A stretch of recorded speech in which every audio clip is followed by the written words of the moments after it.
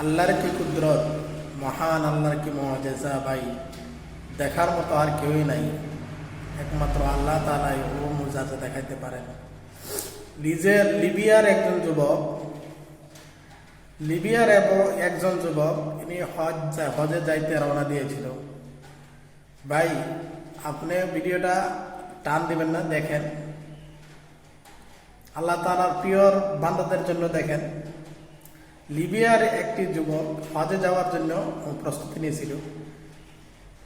সর্বশেষ এয়ারপোর্টে আবার পরে ওনার পাসপোর্টে একটা বিসঙ্গতি দেখা যায়, তার জন্য ওনাকে হজে যাইতে দেওয়া হয়নি।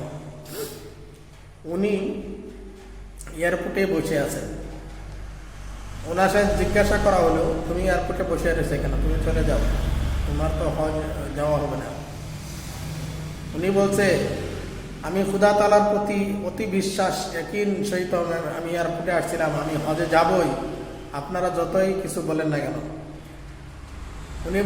ওনারা বলছে যে তুমি আগামী বছর তুমি ট্রাই করো। উনি বলছেন কি না আমি যাবই। দেখবেন খুদা তাআলার কুদরতে ও ফ্লাইট আমারে না নিয়ে কখনো যাবে না, ও ফ্লাইট উড়ে আবার আসবে, আমাকে নিয়ে যাবে। এয়ারপোর্টের সিকিউরিটি বলতেছে, এটা তুমি কি বলো?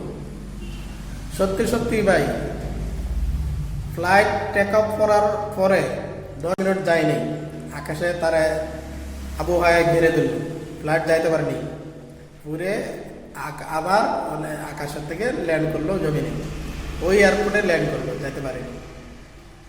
তারপরে সিকিউরিটি তারা বললেন পাইলটকে যে আবির আলী মানসুরকে নিয়ে যাও, উনি তো বসে বসে কান্না করছেন। ফ্লাইটের পাইলট বলল যে একবার ফ্লাইটের দরজা লেগে গেলে আর খোলা যায় না। কিছু সময় পরে আবার টেক অফ করলো। তারপরে টেক অফ করার পরে আবারও এই বিসঙ্গতি দেখা দিল, যাইতে পারলো না, আবারও ল্যান্ডিং করতে হলো এয়ারপোর্টে। তারপর পাইলটে ভাবলেন কি এটা তো আবহাওয়া নয়, এটা খুদা তাআলার কুদরত, যিনি আবির আলী মাহদি মানসুর, উনাকে আমার নিতেই হবে।